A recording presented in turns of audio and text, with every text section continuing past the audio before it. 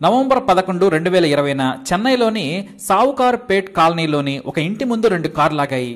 అప్పటికే రాత్రి 7:30 దాటింది. ఇంట్లో నుంచి అరుపులు వినిపిస్తూ ఉండడంతో కొంతమంది బాల్కనీలోకి, మరికొంతమంది పక్కింట్లో ఏదో జరుగుతుందని విన్నారు. హఠాత్తుగా ఆ సమయంలోనే 4 సార్లు తుపాకీ చప్పుళ్లు వినిపించాయి. ఏం జరిగిందోనని అంతా ఆందోళన చెందారు.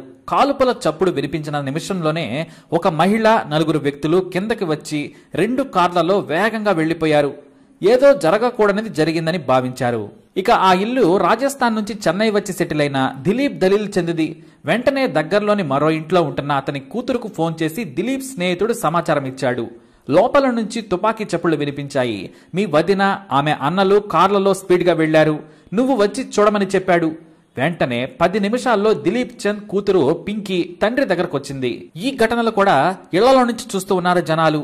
ఇంట్లోకి వెళ్లగానే కేకలు పెట్టింది.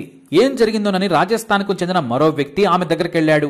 అక్కడ రక్తపు మడుగులో 74 ఏళ్ల తలీల్ చంద్, 70 ఏళ్ల పుష్పాబాయితో పాటు 40 ఏళ్ల వారి కొడుకు శీతల్ జైన్ పడి ఉన్నారు. తుపాకీతో కాల్చడంతో చనిపోయారని గుర్తించి వెంటనే స్థానిక పోలీసులకు సమాచారం ఇచ్చారు. ఒకే ఇంట్లో 3, అది కూడా తుపాకీతో కాల్చి చంపారని వార్తలు రావడంతో city police commissioner Mahesh Kumar Agarwal సైతం స్పాట్ కు చేరుకున్నారు.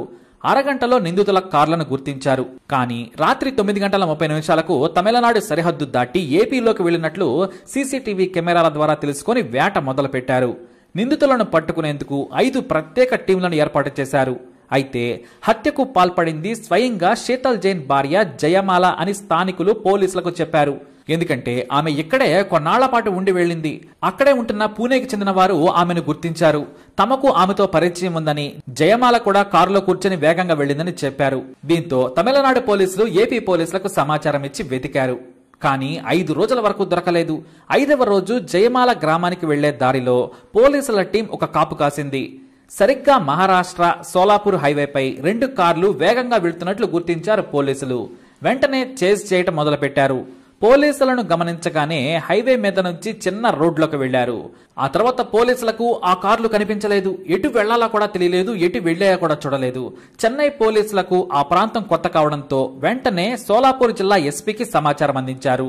కార్ల నంబర్లు చెప్పి నిందితులు చెన్నైలో హత్య చేసి వచ్చారని ఉన్నతాధికారులతో మాట్లాడారు. పట్టుకునేందుకు సాయం చేయాలని కోరారు. దీంతో సోలాపూర్ ఎస్పీ 3 టీములను పంపించారు. ఆ ఏరియాపై పట్టున్న లోకల్ పోలీసులను కూడా అలర్ట్ చేశారు.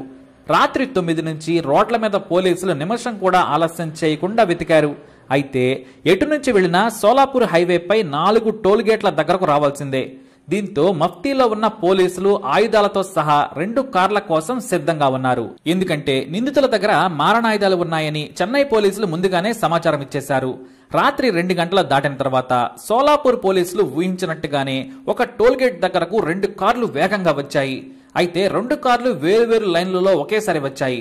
టోల్ గేట్ దగ్గర డబ్బులు కట్టేందుకు ఆగగానే వెంటనే అలర్ట్ అయిన పోలీసులు టోల్ గేట్ ముందు భాగంలో బారికేడ్ అడ్డుగా పెట్టి వెనుక వైపు 2 పోలీస్ వ్యాన్లతో బ్లాక్ చేశారు. కార్లను రివర్స్ చేసి పారిపోకుండా జాగ్రత్త పడ్డారు. ఇక ఆ తర్వాత పోలీస్ డ్రెస్ వేసుకున్న పోలీసులు వేరే కారులో నుంచి వచ్చి దిగారు. నిందితుల దగ్గర ఉన్న తుపాకులను, 2 కత్తులను వారు కారులో నుంచి దిగక ముందే స్వాధీనం చేసుకున్నారు.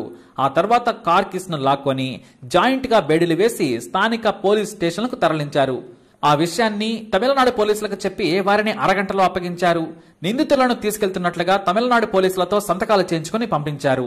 ఆ మరునాడు మధ్యాహ్నం నాటికి నిందితులను తమదైన శైలిలో విచారించారు చెన్నై పోలీసులు. దీంతో తన భర్త శీతల్ జైన్ ను నేను, మా అన్న కైలాష్ తో చంపామని ఒప్పుకుంది జయమాల. దాని వెనుక పెద్ద కథే ఉందని పోలీసులకు అప్పుడే అర్థమైంది. 16 ఏళ్ల క్రితం పూణే దగ్గరలోని ఒక గ్రామానికి చెందిన జయమాలతో చెన్నైలో స్థిరపడ్డ దిలీప్ చంద్ ఏకైక కొడుకు శీతల్ జైన్ కు వివాహమైంది. దిలీప్ చంద్ చెన్నైలో ఫైనాన్స్ వ్యాపారం చేస్తూ బాగా సంపాదించాడు. పెళ్లైన తర్వాత పూణేకి వెళ్లిపోయారు శీతల్, జయమాల. అక్కడే ఫైనాన్స్ వ్యాపారం చేయడం మొదలుపెట్టారు. అయితే జైన మతానికే చెందినప్పటికీ తక్కువ స్థాయి కులానికి చెందిన జయమాల మోసం చేసిందని ఆమె భర్త శీతల్ ఫైర్ అయ్యాడు. అంతేకాదు, మోసం చేసి ధనవంతులమని జయమాల కుటుంబం పెళ్లి చేసిందని శీతల్ తండ్రి దిలీప్ చంద్, అతని భార్య పుష్ప కోడల మీద ఆగ్రహం వ్యక్తం చేశారు. తమకు ఇవ్వాల్సిన కట్నం వెంటనే ఇవ్వాలని జయమాల కుటుంబంపై ఒత్తిడి తెచ్చారు. కానీ విపరీతమైన అప్పుల కారణంగా జయమాల తల్లిదండ్రులు కొంత కట్నం ఇచ్చి మిగతావి తర్వాత ఇస్తామని చెప్పారు. అలా 13 ఏళ్లు గడిచిపోయాయి. అప్పటికే శీతల్ జయమాలకు 2 ఆడపిల్లలు పుట్టారు. ప్రతిరోజు ఇంట్లో జయమాల కులం గురించి, కట్నం గురించి గొడవలయ్యేవి. జయమాలకు 2 సోదరులు. ఆమె అన్న కైలాష్ ఒక నేరస్తుడు, పలు కేసుల్లో జైలుకు వెళ్లి వచ్చాడు. ఆమె తమ్ముడు వికాస్ సైతం తన బావైన శీతల్ను పలుమార్లు బెదిరించాడు. ఇన్నాళ్లు గౌరవంతో ఊరుకున్న మరోసారి జయమాలను బాధపెడితే చంపేస్తామని బెదిరించాడు. దీంతో గొడవలు మరింత పెరిగాయి. ఆ తర్వాత జయమాల సోదరులు కైలాష్, వికాస్లకు భయపడి ఫ్యామిలీతో కలిసి పూణే నుంచి చెన్నైలోకి తండ్రి దగ్గరకు వచ్చేశాడు శీతల్. ఇక్కడకు వచ్చిన తర్వాత గొడవలు మరింత పెరిగాయి. తనకు పిల్లలను ఇచ్చి వెళ్లిపోమ్మని శీతల్తో పాటు జయమాల అత్తమామలు కూడా ఆమెను బెదిరించారు. కట్నం తీసుకుని రావాలని, అది కూడా వడ్డీతో కలిపి ఇవ్వాలని బెదిరించారు. దీంతో ఓ రోజు ఎవరో లేని సమయంలో తన 2 కూతుళ్లను తీసుకుని సొంతింటికి పారిపోయింది జయమాల. అక్కడికి వెళ్లి తన సోదరుల సాయంతో శీతల్ మీద గృహహింస కేసు పెట్టింది. శీతల్ను, అతని తల్లిదండ్రులను అరెస్టు చేసి జైలుకు పంపారు పూణే పోలీసులు. అయితే కేసుల కంటే సామరస్యంగా విడిపోవడం మంచిదని వారి కమ్యూనిటీ పెద్దలు సూచించారు. అయితే పిల్లల బాధ్యత నేనే తీసుకుంటానని, ఆస్తిలో వాటా లేదంటే ₹1,00,00,000 భరణం ఇవ్వాలని జయమాల కోరింది. అందుకు ఆమె భర్త శీతల్ ఒప్పుకోలేదు. మళ్లీ పోటాపోటీగా కేసులు పెట్టేసుకున్నారు. ఓవైపు విడాకుల కేసు పూణే కోర్టులో ఉంది. భరణం 25 లక్షలు ఇస్తామని, అంతకంటే రూపాయి కూడా ఇవ్వమని చెప్పాడు శీతల్. కావాలంటే తన పిల్లలను తాను పెంచుకుంటాను, రూపాయి కూడా ఇవ్వనన్నాడు. జయమాల మాత్రం నా బిడ్డలు నా దగ్గరే ఉంటారని చెప్పింది. దీంతో గొడవలు పెరిగాయా కానీ ఎక్కడా తగ్గలేదు. తన సోదరిని జీవితాంతం వేధించాడని జయమాల అన్న కైలాష్ పగతో రగిలిపోయాడు. చంపితే గాని పగ చల్లారదనుకున్నాడు. ఆ తర్వాత కొన్ని రోజులకే ఆలోచించి ఫైనల్ సెటిల్మెంట్ కోసం మాట్లాడేందుకు వస్తున్నామని శీతల్కు ఫోన్ చేసి చెప్పింది జయమాల. సరే రండి అని చెప్పాడు శీతల్, అతని పేరెంట్స్. నవంబర్ 11న 7:10 2 కార్లలో 5 వ్యక్తులు వచ్చారు. జయమాల, ఆమె 2 సోదరులు కైలాష్, వికాసులతో పాటు వారి ఫ్రెండ్స్ రవీందాకర్, విజయ్లు కూడా వారి వెంట ఉన్నారు. ఆ రోజు ఇంట్లోకి వెళ్లగానే విడాకుల భరణం గురించి నిలదీశారు. పిల్లలను నాకు వదిలేస్తే ఆమె బ్రతకడానికి ఎంతో కొంత ఇస్తానని శీతల్ చెప్పాడు. కోటి కావాలని వీళ్లు, కుదరదని వాళ్లు వాదులాడుకున్నారు.